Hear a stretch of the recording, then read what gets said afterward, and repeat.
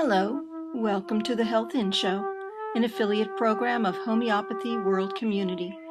You've come to the right place to tune in and participate with your comments and questions. Love is the greatest healer of all, but sometimes, in order to change our emotions, we must take action in other spheres of our lives. We speak with experts in alternative and complementary health fields and hope you will benefit in some small or great way. Remember, you are wherever your thoughts are. Make sure your thoughts are where you want to be.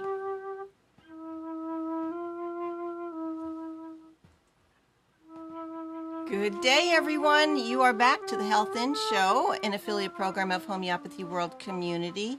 Today we will be speaking with Ambika Wauters, expert homeopath, queen of sound, color, and chakra, and homeopathy, all blended in together into a beautiful palette of colors and sound. And I'm going to introduce first some thoughts for today and also our guest. I want to thank Amnon Nissan of Nissan Communications for being our producer. And as you know, we are no longer a weekly show. I'm taking time off to heal. And also, so if you do have ideas, I'm willing to listen to see who can be coming up into future shows. The title of our show today, on slide number 1, is How Homeopathic Color and Sound Remedies Work the Chakras. And today is September 29, 2014, National Coffee Day, if you're a coffee drinker, or special guided angel Gabriel is with us watching and listening. Colors, like features, follow the changes of the emotions, said Pablo Picasso. And so we do have different moods, and we do have different colors of the rainbow and in our lives all around us that affect us, and we're going to learn more about that. On slide number 2, I usually begin with a prayer, something that comes from my heart. I found something from Wasily Kandinsky, a famous composer and musician. The sound of colors is so definite that it would be hard to find anyone who would express bright yellow with bass notes or dark late with treble. Kandinsky, music and color were inextricably tied to one another. So clear was this relationship that Kandinsky associated each note with an exact hue. He once said the sound of colors is so definite that it would be hard to find anyone who would express bright yellow with bass notes or dark lake with treble.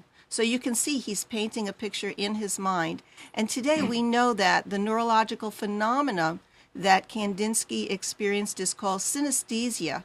And so some people actually experience colors and lights and words. They see things, and there's this famous math prodigy that sees all numbers as symbols and colors, and he really understands them better than, in a different way than we do. So you might smell something in color, for instance. Okay, slide number 3. We are ready to introduce Ambika Wauters, and we're so fortunate that she has found time for us.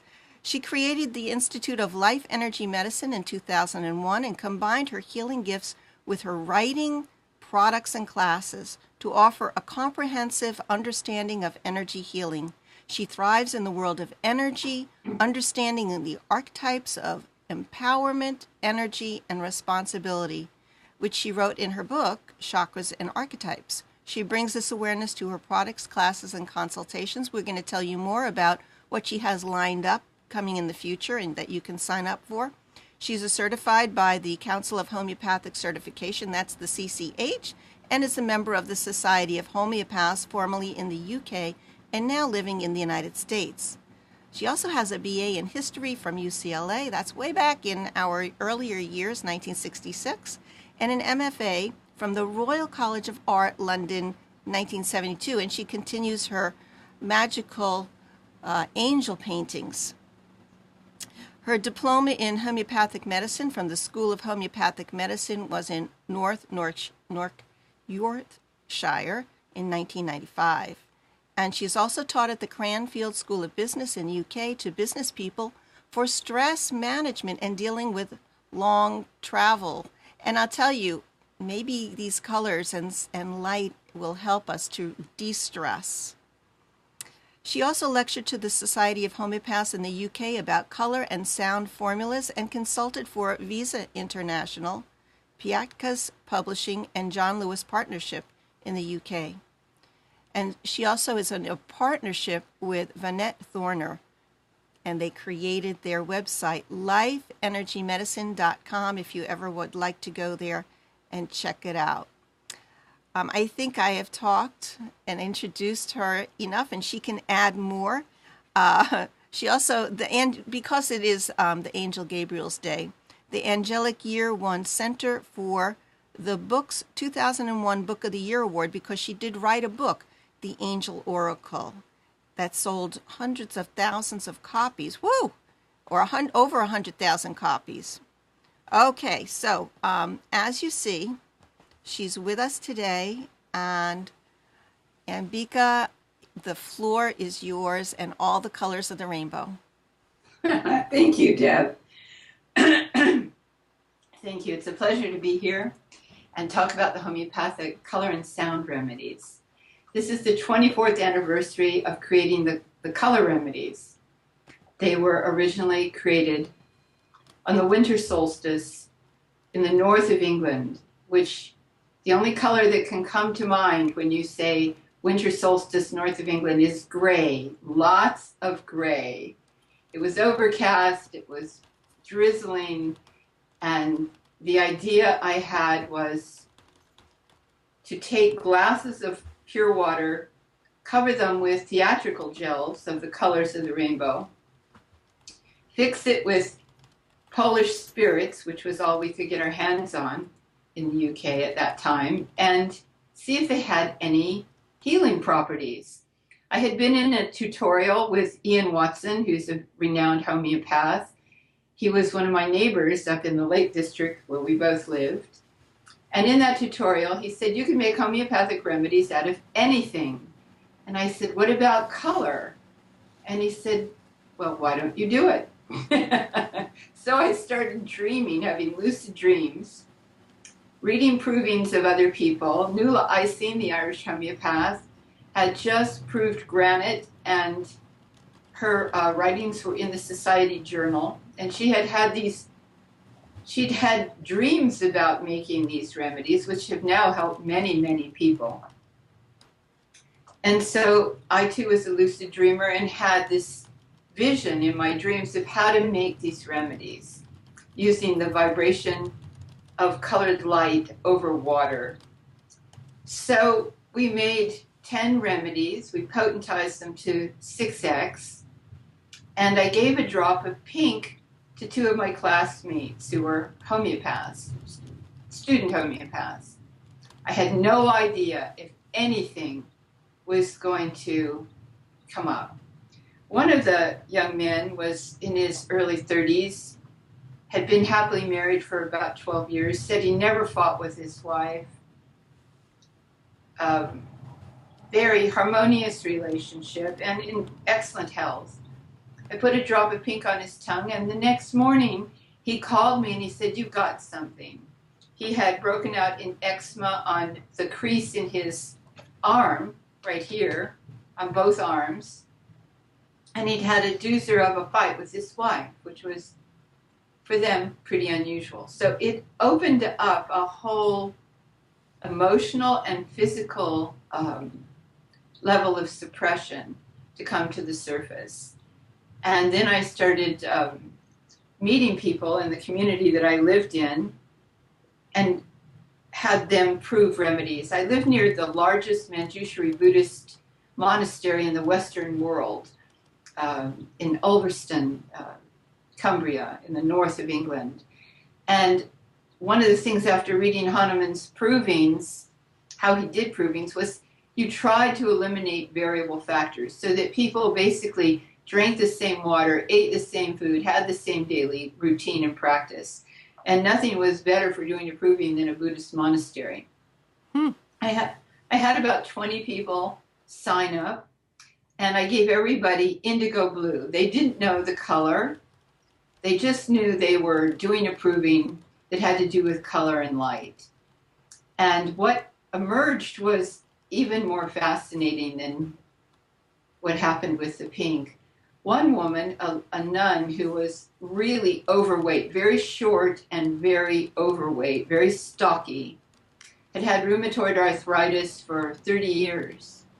And she developed boils along the liver meridian from her breast to her ankles. And the pain subsided in her joints. So this was, again, something that released deep suppression at a physical level. Another young man who was at the point of taking vows to become a Buddhist monk and described himself as rather cowardly, did a really unusual thing.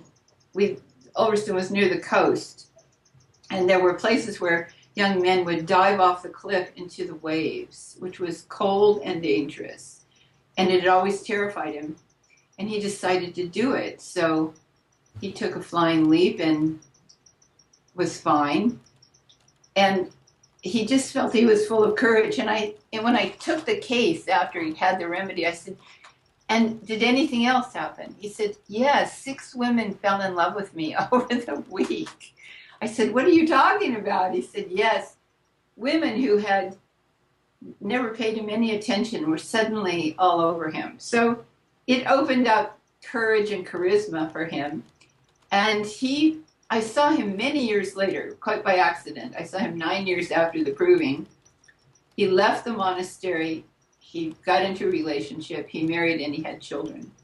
So it was obviously something that was timely for him.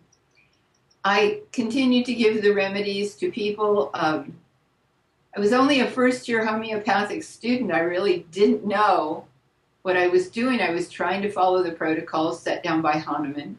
I had a great mentor and supporter in Roger Savage, an old-time homeopath who really knew about the sensitivity of light and color, who wrote the introduction to my book and was a great support. And he believed in these remedies and encouraged me, always encouraged me to go further.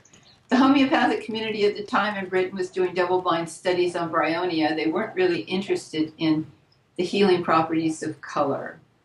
I think one of the things about our community is we like the poisons, we like the venoms, we like the very earthy substances that are highly alkaloid or highly acidic that create disturbance in the economy. But color and light are just that. They are very, very light. And over the years of using these remedies, now for 24 years, I've seen their affinity for what I call the field. They open a field where healing can happen. They have curative properties. They stimulate the chakras.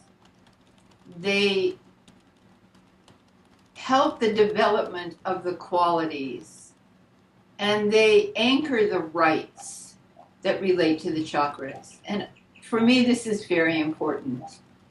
I would like to talk about the rights of each chakra. The right to life, your own life, is the right to the root chakra. The right to your own life, to the life you want to live, the life that will bring you fulfillment and happiness. The sacral chakra is your right to pleasure, abundance, and physical well-being. The solar plexus chakra is your right to empowerment, the right to know your worth and that you are worthy and deserving. The right of the heart chakra is to allow yourself to love and be loved.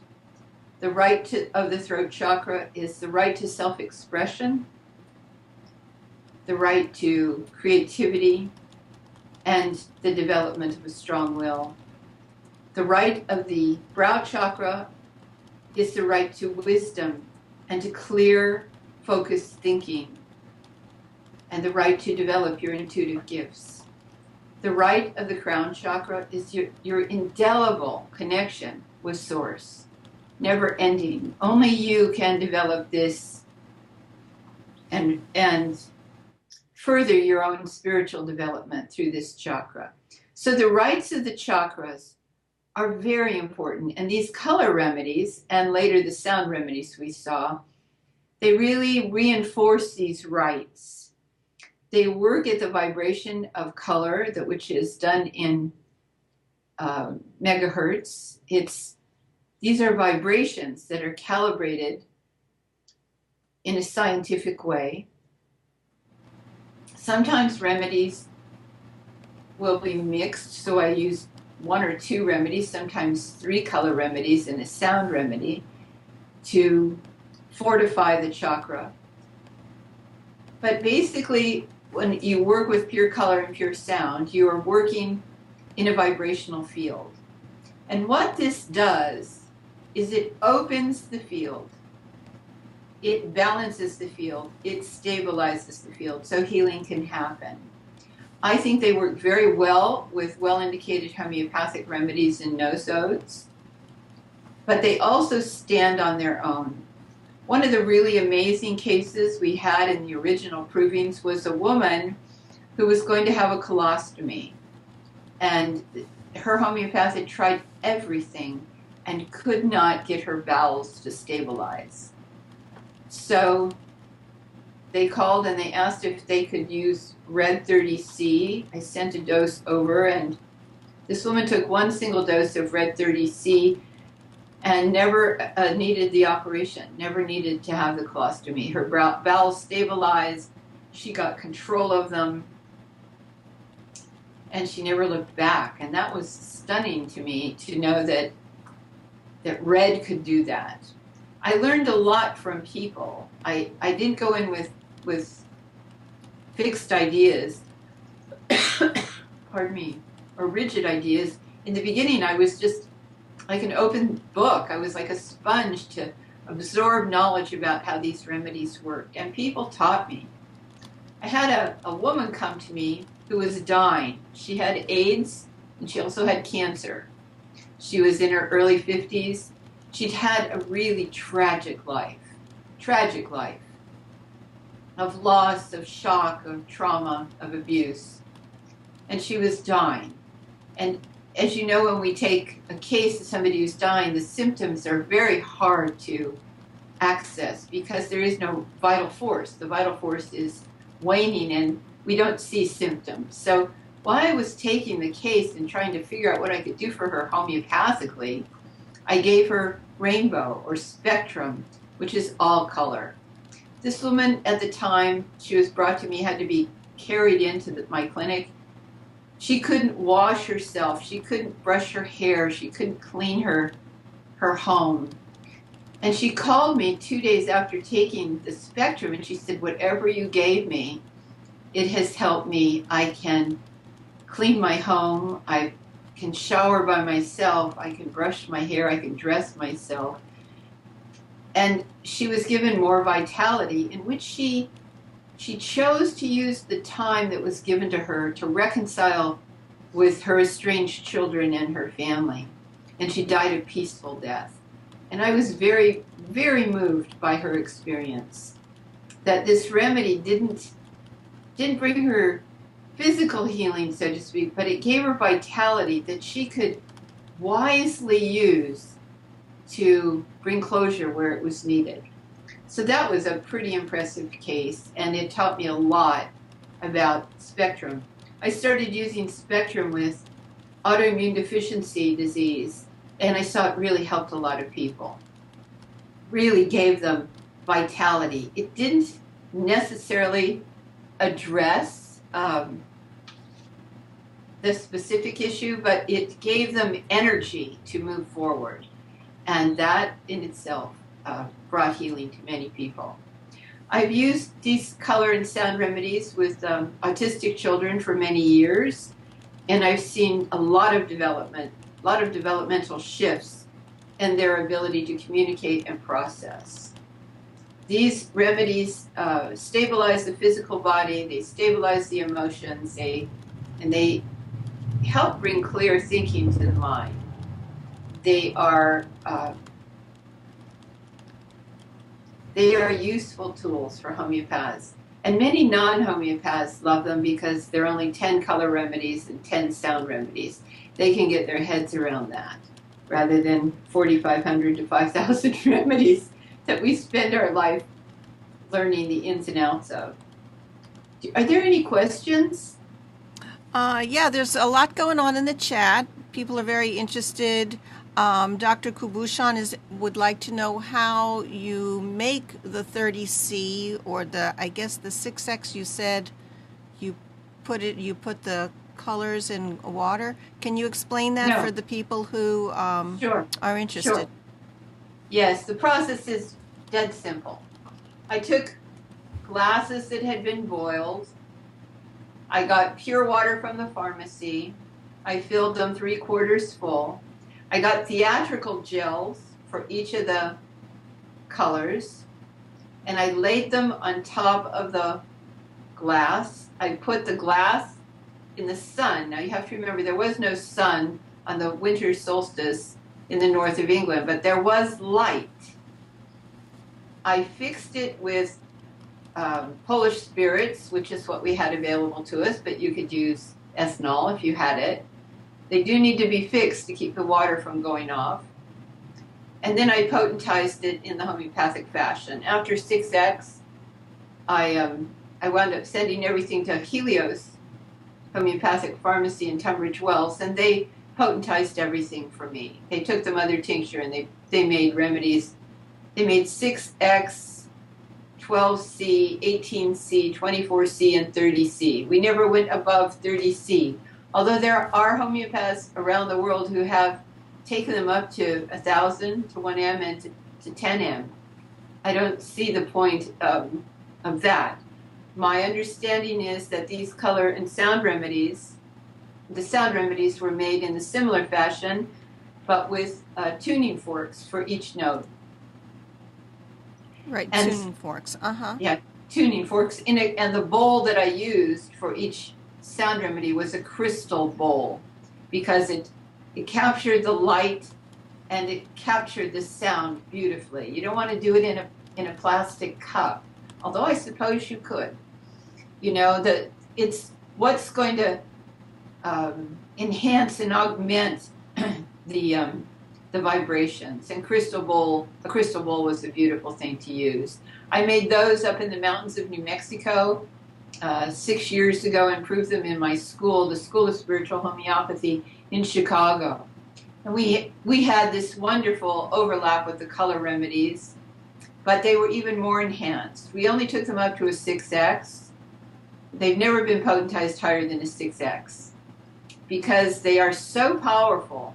The sound remedies are so powerful. I don't feel I'm ready, or the world is ready, to take them any further. The color remedies work on the etheric body, which is the energy body, the body that contains the chakras. The sound remedy works on the astral field, which is the field of the mind. So they go up a notch. The sound remedies work deeper. They penetrate more into the economy, the energetic economy of the human energy system. You can combine them. You can combine color and sound. You don't have to use the same color that matches the same note. Sometimes you'll get a case they'll have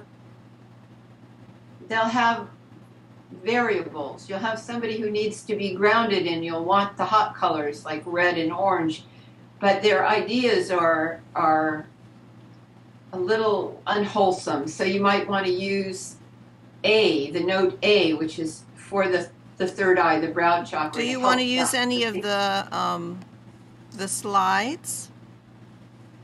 You can certainly go right ahead and use the colors. Let people see the colors. Okay. Well, first we have a couple questions. One is Jen wants to know how long when you're making the remedies, how long you keep it in the sun. And Dr. Bob wants to know, did you mention the word gel? And what is that gel? Because I didn't know what it was either. Oh, sorry. Theatrical gels are how they, in theater, they're celluloid gels. Oh, okay. Yeah, they're celluloid gels that go over huge lamps and they create color. That's what they do in theater, to create color on a stage. So that's what I mean by theatrical gels. There were celluloid gels. And celluloid, as you know, is a natural substance, natural plant fiber. And they're pretty true. Those colors that are sold as theatrical gels are very pure color. And so that's what we used.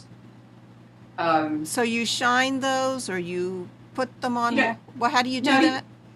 You just cover the glass and stick them in light. Stick them in daylight. I kept them in the light from about 7 a.m. to the sun went down in Britain, in the north of Britain, around 4. So they were in daylight for as long as there was light, just to make sure it was saturated. I mean, you don't need that much saturation. I once made these remedies in India for my spiritual teacher, Punjaji, and I used silk, and I had them in his garden for 3 or 4 hours.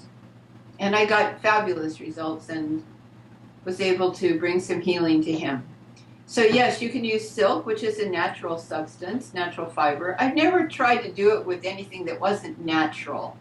I suppose you could do it with synthetic fiber under artificial light, but what's the point? You know, let's keep it as natural as we can. And I'm not looking for aniline dyes. I'm looking for the purest natural colors I can find.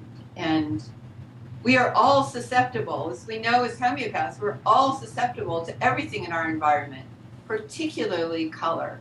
I live in a very sunny part of the United States, in Tucson, Arizona, where there is a lot of light. I tell you, when we get a day of rain and it's gray, everybody's eyes just rest. It's like, oh, thank you. I get a day off from the intensity of light. That's the opposite of people living in Buffalo, New York. When they see the sun, they question, what's that in the sky? Because they don't have any light. Right. Yeah, so it's, I guess the community changes based on how much light is there and the need for light. Yes, and what I learned in my studies about color is that people in the northern climes, people in Finland and Norway and Sweden, Germany, Buffalo, Canada, they perceive color internally. They have the imaginative skills to perceive color in their mind. People who live in warm, hot climates, they don't need to internalize. They externalize color because it's all around them. And their imaginations are not nearly as developed as people in the northern climate. It's very interesting what climate does in terms of color and sound perception. So I've been studying this now for 24 years, and I've always had an interest because I'm an artist, trained originally as an artist. At the Royal Academy? The Royal College. The Royal College. Yeah, so why don't I just let folks know? We're going to show slide number 4. Yes. That you are going to be having a show coming up in December. Yes. In Tucson, Arizona, at the DeGracio Gallery of your angel works. These are really beautifully colored watercolors with gold. And you can also see her work at the lifeenergymedicine.com website or contact her right there at ambika@prodigy.net. Let's go ahead to the colors now on slide number, what is this, 5. When we talk about having a foundation or building blocks, that's really, really true. When we think about, as an artist, you learn your color palette. You learn primary and secondary color, tertiary colors. You learn about the notes and, the rainbow. And we have, when you sing, you kind of land on a note, you play an instrument on a note, but there's infinite number of different sounds in between one note and the next stepping stone. So this is a quote from Jim Rohn. It's what we do with them that's important. I thought that was really a very beautiful quote. And also, you relate all of these to the chakras. Again, those are stepping stones. Those are energy points that are spinning. The chakra is Sanskrit for wheel or disc, corresponding to the 7 energy centers of the body. And I remember years ago I started to collect all the things in the world that were the number 7, and it's really fun to find those in the world, how it's such an important number if you're into numerology also. That's concerning everything in the earthly realm. When you get to number 8, you're moving up to the spiritual realm. So I'm going to let you take it away here with all these colors, and I have given you the color palette too, so people can experience the color while you talk about it. Okay, I don't have your visual in front of me, so Okay. I need you to tell me what color's up, and then I'll talk about it. Cool. Okay, so slide number 6 is red. Red. Well, red is the corresponding color to the root chakra. And the root chakra itself is about grounding, administration, organization, structure, security, your right to your own life, and patience. Many people who are not grounded in life are very impatient, and I have used red to help people ground themselves. I use it low. I like to use a 6X before I move up to a 12C or a 30C. Red will help people ground. It will help people find courage. Red is the color of blood. It's the color of courage. Remember the book, The Red Badge of Courage? Yes. Red is but it is inflammatory. So we don't use red in the color remedies. We don't use it if there is serious inflammation. Because the root chakra feeds the rectum, the hips, the legs, the knees, the ankles, the feet. You wouldn't use it for varicose veins. You just wouldn't. You'd want to use the cool colors to cool it, to cool inflammation down, to cool fever down. And that way it is not homeopathic, of like curing like. It follows the rules of color healing. That if something is hot, you cool it down. If something is cool and stagnant, you heat it up. And that's how I've always used the colors. I don't like aggravation. And it works homeopathically, but it does create aggravation. So I'm a mild-mannered woman, and I like things to work effectively. So yeah, but you can use, like, you think about fashion designers using color also in interior design or clothing design, textiles and things like that. You might have a mix of colors. You have a room that might be cool, but then you might use red as an accent. So we use it in, like, creating a recipe. We like a spice, we add it for flavor. So how do you use the colors, like when you give it as a homeopathic remedy? You say you have to be careful about aggravation, but we do have it all around us. The color is all around us. Well, color is light itself contains all colors, but when we use this as medicine, and that's what I'm talking about here, we're cautious with red. In the provings, we had 2 incidences. One, a woman who was in a volatile relationship tried to stab her husband with a fork, and she just blew up and exploded. Another woman took her dishes and started throwing them against a wall. It released a lot of suppressed rage and violence, and you just need to be careful. It's a very inflammatory color at an emotional level. Now, physically, I've used it for cancer of the rectum, along with Nulla Icene's granite, and it really helps shrink a tumor. That's one of the ways you can use it. I've used it to heat people up who are just don't feel their feet, don't feel the ground, have neuropathy. It's very effective for that. But when you start taking it up past the 6X into the realm of the emotions, you better be very careful. So I'm cautious, and usually I blend it with pink, or I use it depending upon the age of the client. I will use magenta, which is at the very top of the spectrum. Magenta is made from red, green, and violet, optically, not pigments. Now you've got to understand that we're talking about optical light, not pigments. So in optical light, the way you make magenta is with red, green, and violet. And it brings the cooling color of green in there and the spiritual quality of violet to the color. So if somebody's, let's say in their mid-40s, early 50s, and their story is such that they would benefit from the use of red, I will blend it with other colors just to kind of take the edge off, to not create uncomfortable disturbances in their economy. That's hugely important to me, that people have a smooth and easy ride as possible with homeopathy, and with the color and sound remedies. I use color and sound remedies in my own products. We don't use red. We will use orange and yellow in combinations to create heat. In the sexual remedies that we've created, we use orange and yellow. We don't use red. Red is powerful. Don't ever underestimate the power of red. If you want to be seen, wear it. If you want courage, hold a patch of it, near your heart. It's a very powerful color, and it absolutely relates to Mother Earth, the planet Saturn.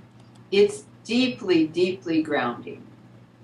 I just read that red is in just about every single country's flag.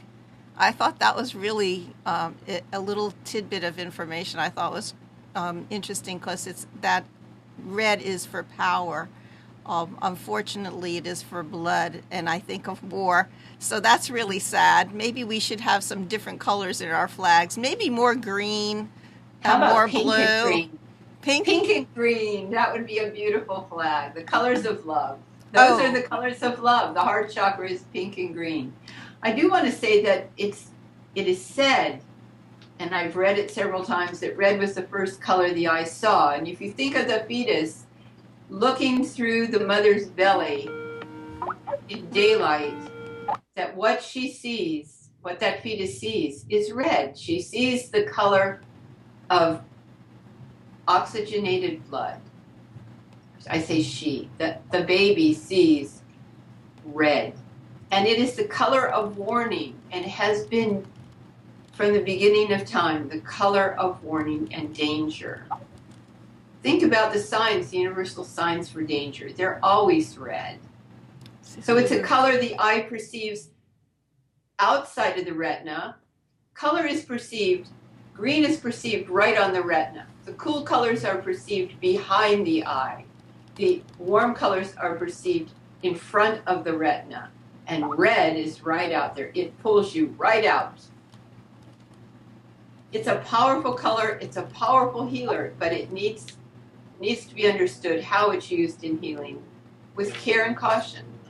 I would like to know exactly, how do you use it in terms of, like, do you give one drop and then just do nothing at all? I mean, that's what I do. Okay. That's exactly.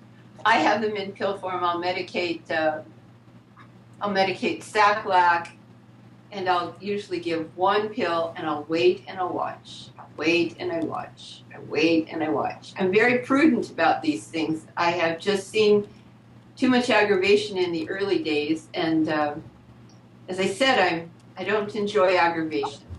So I'm prudent, and I wait and I watch, and I ask. I had a woman once who came after a divorce, and she was really distraught. She couldn't see the horizon of her life. She couldn't see her future. She was despairing. She was in a pretty much an aurum state, despairing and despondent.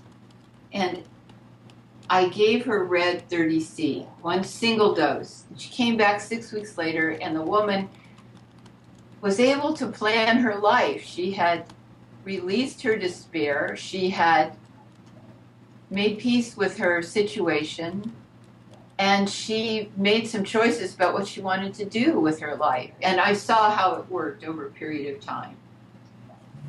I love the stories. Can we just go ahead and we're going to move to the next color? Yeah. Blue. The Blue. Throat, and the G note. Well, as you can see, my office is blue. Yeah.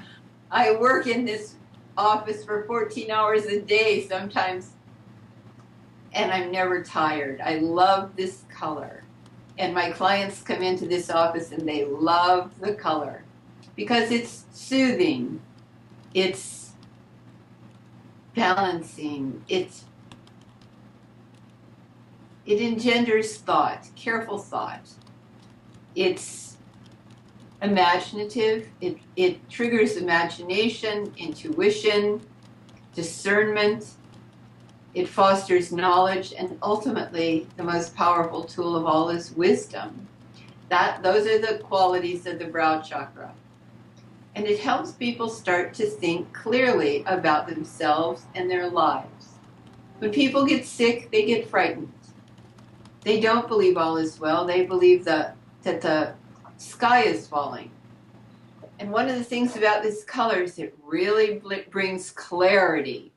It helps people think clearly, and what I believe is the most important thing about healing, making optimal decisions, wholesome choices for their life. That's what we want.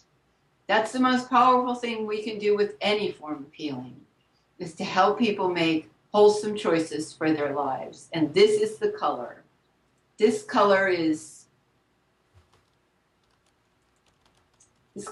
heavenly. I don't know another way of putting it. It's heavenly, and it keeps me very focused. As I say, I write my books in here. I see my clients in here. Sometimes I just come in here when I need to think. This is where I come and sit, because the energy in this room is all about clarity. And this is about the detachment that you get from this color. Detachment. Not being embroiled, not being enmeshed, not being engaged. That's the color of blue, indigo blue. And I differentiate indigo blue from pale blue, which is the color of the throat chakra, or turquoise. Oh, okay. So we're correcting, doing a self-correction on this, because we're showing the sky blue here, the throat chakra. So you were talking about a deeper indigo blue. Mm-hmm. Okay. Yes. Okay. And that one is the brow chakra. The brow chakra. Okay, go back one. Yeah. And the note is it was A. Purple. The note A. I'll tell you an interesting story about when I was first doing this, the sound. I met an older woman in her 80s who was colorblind, been colorblind her entire life. Everything was kind of a muddy brown. And I had these tuning forks, and I put the tuning fork for A over her third eye, and for about 10 seconds, she saw the color indigo blue. It was a powerful experience for me. It didn't last, it didn't hold, but she had a moment. So these vibrations go into the economy, and they do trigger response. They release emotional content. They help balance the thinking process, and they certainly work to tonify the physical body. I think we have to look at the ductless glands that are associated with each chakra, and the ductless gland of the brow chakra is the pituitary gland.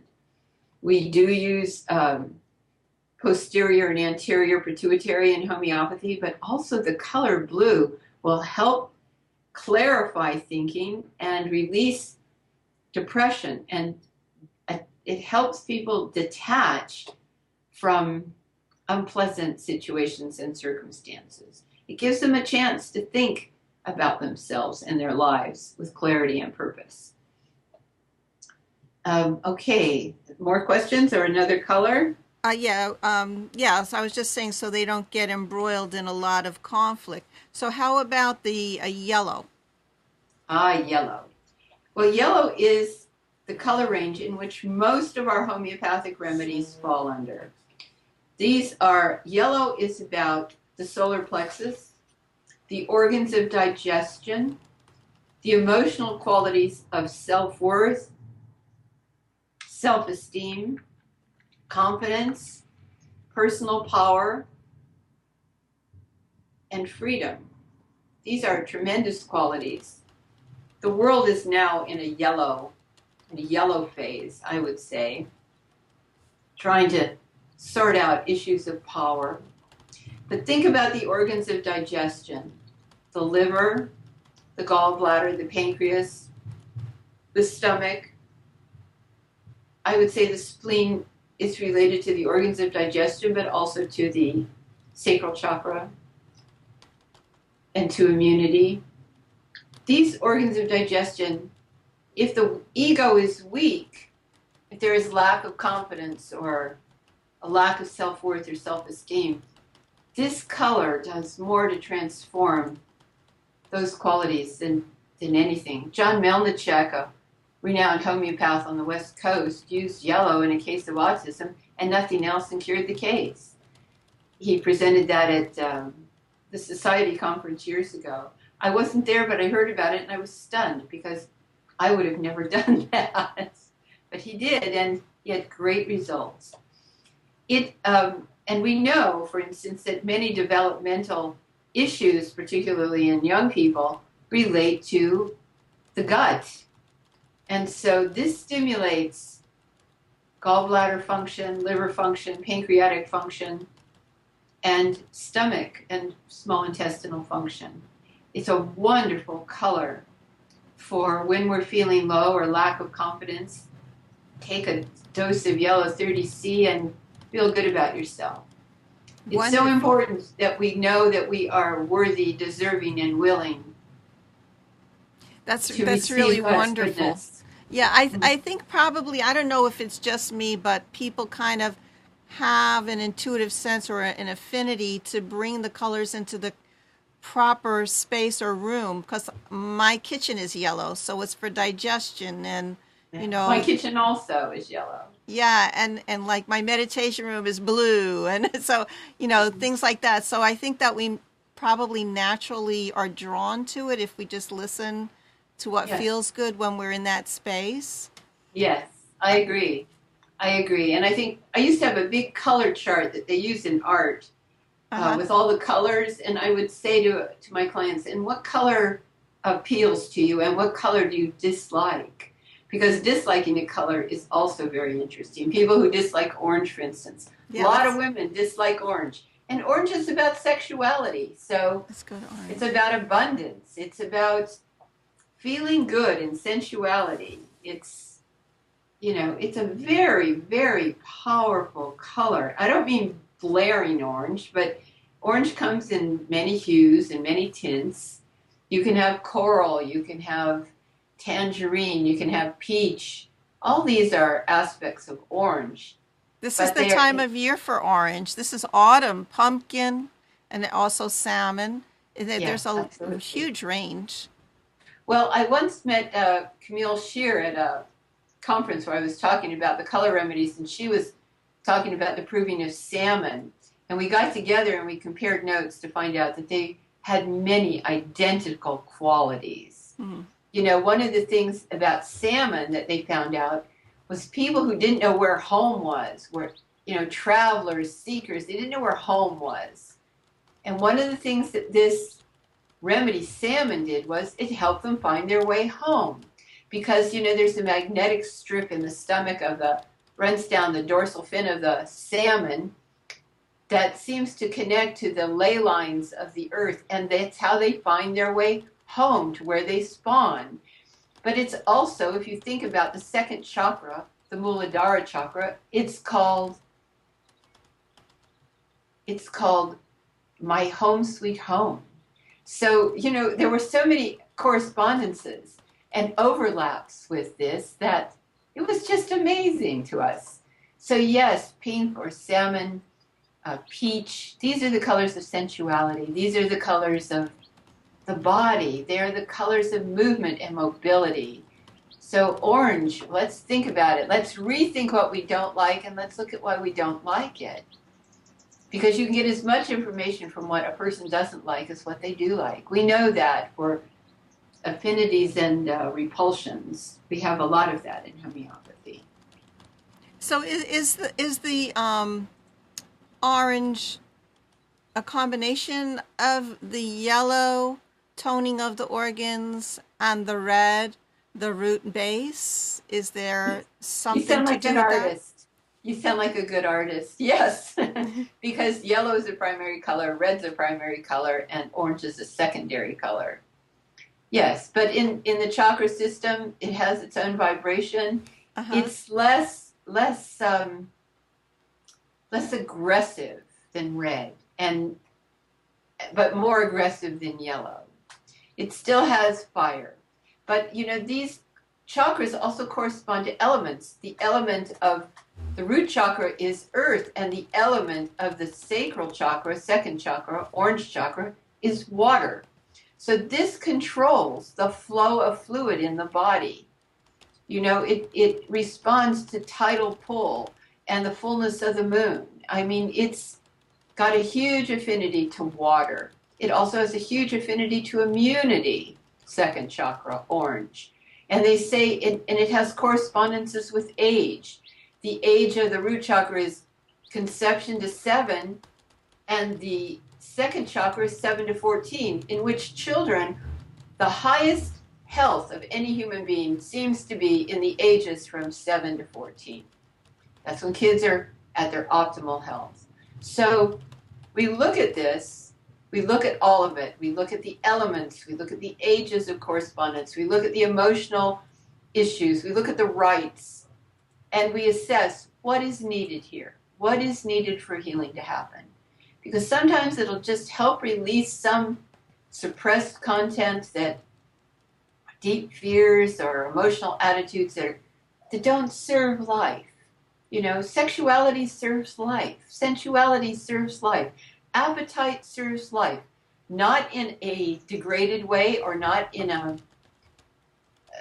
the expense of clear mind and spiritual connection, but they are there for a reason, because they serve life. And putting these qualities and issues into balance is what we do as homeopaths. That's our function. Whether we use remedies or nosodes or cell salts or color and sound remedies, we have a lot of tools in our pocket, a lot of tools. And I think that one of the beauties of these color and sound remedies is that they are resonant with deep-acting homeopathic remedies, nosodes, cell salts. I like combining them. Flower essences. You don't have to, but they can combine well, and they really help people. I feel these remedies are a gift for the world, and I bless them to go out there to people. So you can use these remedies in conjunction with all of the other things that we have, the nosodes, the cell salts, the flower essences, and they won't interfere with each other. I wanted to say that I think it's Manfred Mueller, is on the chat. He says orange is the shock color. And he said a couple of things. Dr. Bob had said that the most favorite color that people choose is blue. And Manfred says our favorite colors indicate our needs and our remedies. Yes. So Yes. I was thinking, when you were saying about what is your favorite color, you can find out from kids that, how you lay out all the colors of lollipops, and you choose, some people want blue, some people want red or orange or yellow. It's really interesting. So it's very, very natural for them to be honest about and know the color that they would like to choose. I think that's really cool. I knew a homeopath who used to, when he felt he had a tarantula case, he would put M&Ms in yellow, green, and brown. Kids who kids who need tarantula, or people who need tarantula, have an affinity or a repulsion to those three colors. And colors play a big part in our work. They really do. And the affinity, for instance, Staphysagra, Staphysagra is the blue delphinium, which is one of the rarest flowers to grow. It's a very hard flower to cultivate. And yet we see it in beautiful gardens. It's an incredible color. And people who are drawn to that color often do well with Staphysagra. I'm not going to say categorically that they need it, but there may be a strain of Staphysagra in their case that's worthy of paying attention to. We just mentioned that blue was the most favorite color. It's a universal color of choice, especially for men. If you ask 10 men what their favorite color is, 9 out of 10 will say blue. And I don't know what that is. I think it's because men really value rational thinking and clarity of thought. They value detachment and focus. And when you start getting into the hotter colors, you start dealing with more volatile energy. I think that we should talk about pink, because pink is a phenomenal color in this system. But first, are there any other questions? Dr. Bob says red lollipops are the best, and and there are children who, want ketchup and everything red. I think isn't that true for like children who have problems like autism thing or ADHD? They're very restless and can't sit still, so maybe have more aggression, which fits the red color. I've used a lot of magenta with autism, which has that element of red. I like magenta because I don't like the volatility that too much suppression can, when it's let loose, it can be very destructive. And it creates that kind of destructivity can create shame. So I use magenta because it's a color of insight and it helps kids find their path a little easier than red. As I say, you need to be cautious with red. I saw things in the provings, and I've seen it over the years. I don't hand it out like lollipops, Dr. Bob. But I'd like to talk about pink. Okay, I don't have the color to show, but go ahead. We all know what pink looks like. I'm wearing pink. Good, because it's a color of joy. It's one of the corresponding colors of the heart chakra, and it has to do with love. It has to do with mother love. When we did the provings of pink, in the original provings, we had every single prover have dreams about their mother. One woman dreamt she was in bed with her mother and her mother was combing her hair. Another one dreamt that her mother was walking down the street with her and telling her how lovely she was. A third prover was pregnant, unbeknownst to any of us and herself when she started the proving. She found out she was pregnant and she contemplated a termination. She wasn't sure she wanted this baby, but she was taking her second dose of pink, and she decided that she could love this baby, that she could care and love for this baby that she was growing inside of her, and she kept the baby. So that was a huge, to me, that was very important. This has to do with mother love. I once had a client who had tremendous loss. She had lost a 16-year-old son in a drowning accident. Her husband had Alzheimer's. Her 2 other children lived in another country, and she was bereft. She was very tubercular, and I gave her the remedies that were well indicated. But when I gave her pink, her life changed, and she told me that she went home. She had a little dressing room. She painted it pink. She crocheted a pink shawl. She painted a rocking chair pink, and she would put the shawl around her, take her remedy, and rock, and come to find a place of peace in her heart for all the loss in her life. And it gave her the energy to deal with her husband, who had end-stage Alzheimer's, call her children back to her, because she really needed their help and go on with her life. She was an amazing client who thrived on pink and loved it, just loved it. I take it when the hard edges of my heart are a little too sharp, when I need to really come from a place of love and not judgment. I will take a pink 30.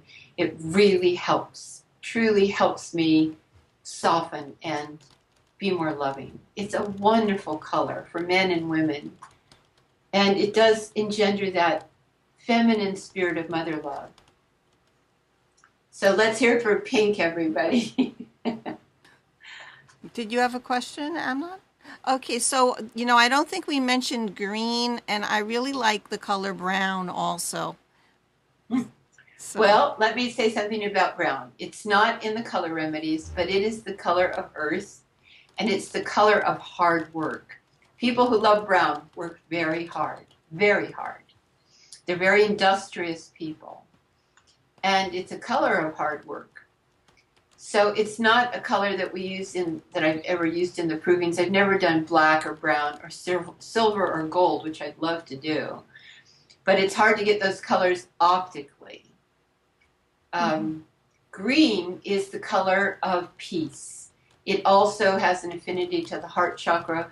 It's about tranquility, neutrality, balance. As I said before, it sits right flat on the retina. That's how it's perceived optically and visually. There are different shades of green. When I lived in England, probably the greenest country I've ever seen in my life, somebody said there were over 1,000 different variations of green, from toxic green, poisonous green, stagnation, think of pus, think of green pus, and that decay of green, all the way to the emerald state of green, which is the color of leprechauns, the color of Ireland, the color of great beauty, the color of peace and nature. Nature abounds in green. And she is heightened in green. So one of the stories I read once in studying color was the illuminists who did the beautiful manuscript illuminations. After they'd worked, hours with straining their eyes, they would hold green beryl, the stone beryl, up to their eyes and look into the stone because it calmed the eye. It's a bit like green sunglasses calm the eye. So green is the color of peace. And pink and green are the colors of the heart chakra. Peace and love. Peace and love. I'd like to see a flag in pink and green. We'll put a petition up for that. Yes, let's do that. Amnon, did you have questions? something? Yeah, I was, Ambika, I was going to say that you are neglecting that brown. I would love to have a big jar of it and take it out there and give it to all these people that don't want to work. That's not a bad idea. That's not a bad idea. You could make brown. I think if you mix all the colors together, like kids in school, they mix all those finger paints together, what you get is brown. But you want a clear, good brown. You want a rich, deep tobacco brown. That every color has its hues. I've never proved brown. I've had an interest in proving far red or infrared, had an interest in that. And again, gold and silver optically, but I could certainly consider brown. The radionics people use 10,000 colors or something. They probably have it. I think that it's an earth color, and you can think of red as being an earth color, and red and brown mixed together gives you that burnt umber that you see in Italy. It's painted all over buildings in Italy. And now here in Tucson, they started using that color, that reddish brown. And I see that it's a lot of law offices and medical offices, places where people work hard. So maybe they're drawn to the space because of the color. Khaki brown. We wear a lot of suits in brown, military in brown. Well, think about khaki brown and blue. That's a color of IBM. I mean, it's the color of the workforce. Khaki shirts, khaki pants, and button-down blue shirts. That's the color of, I don't want to say conservative, but it is so neutral, so non-offensive. You know, nobody's going to work wearing purple tights and an orange shirt in the corporate sector. They are wearing conservative blues and conservative browns and grays. So we have 3 basic neutrals of brown, black, and white, which go with everything. So maybe on another show we'll talk about black and white. I think you could probably go a really long way with that. I want to thank everybody who's been on the chat, providing their comments and knowledge about the colors, because it's really been fascinating to find out what everybody else has been thinking about color and what they have experienced, how they use the colors. And this chat will be up on Homeopathy World Community for anybody who wants to find out what's being said there. We are going to be closing up the show because we have another show coming up at 1 o'clock. Marilyn Shannon's going to do a show soon. I wanted to let folks know on the slide, Ambika will be presenting a course on color and sound remedies if you would like to learn more. There's a whole list of bullet points here. Learning the nature of the 4 subtle bodies in the human energy system, discover the function of the chakras and how they nurture good health. Learn the corresponding organs and endocrine glands. Learn about how to balance the chakras with homeopathic color and sound remedies. I feel like Reiki probably is in here someplace. No, it's not. It's not. Learn the emotional issues and corresponding development of function related to each chakra. And this is coming up for 4 weeks in January and February. January 22 and 29, February 5 and 12, 2015, coming up in the new year. And it's at 6:30 p.m. Pacific Time, USA. And contact Ambika if you would like to learn more, or go to her website. What is her website? Life Energy Medicine? Is that correct? Life Energy? Yes. Yeah. LifeEnergyMedicine.com. One word. Okay, and you'll find the information there. She is updating her calendar, so you'll see it all there. Now for the HWC HealthInn, the next show is going to be October 13th. Mike Andrews from the UK has published a brand new book on autism. It's very thick, very comprehensive, all different remedies, and he's going to introduce to us the work that he's done on autism. November 10th, Rashmi Khanana is going to talk about reducing fear and reducing stress, probably using homeopathic remedies since she's a homeopath. And December 1, Carlos Goncalves, MD, and I'm not sure which of the expert areas he's going to talk about. If you have a preference, do you want him to talk about iridology, osteopathy, acupuncture, massage, Bach flower, or aromatherapy? Or maybe he's doing a project that he'll want to talk to us about. So send me a message at homeopathyworldcommunity@gmail.com. I'll do my best to respond as soon as possible. And Ambika, thanks so much. I think we could probably go on for another hour. Deb, thank you so much. So good. Wish you all the best. All right, I'm going to give you an applause, and I'm wearing my pink for Mother Love, and please heal the world, think good thoughts, stay away from the news, and lots of waves of awareness and love to everybody. Love to you, dear. Okay. Thank you. Bye-bye. Bye-bye.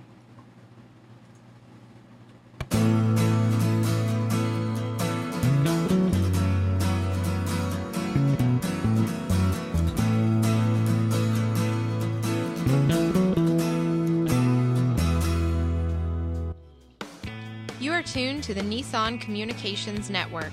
Our weekly lineup of call-in programs includes Computers 2K Now with Amnon Nissan, HealthInn with Debbie Bruck, Breaking Free with Marilyn Shannon, Lessons of Vietnam with NCVVI members, The Tanya Love Show, Your Healthy Pet, with Gisela DiCarlo.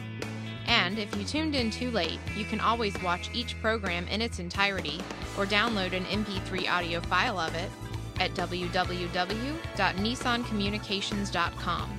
Sponsored by Atomus.com, makers of quality video recorders and converters for professionals, CarolinaApparel.com, and DeltaForce.net.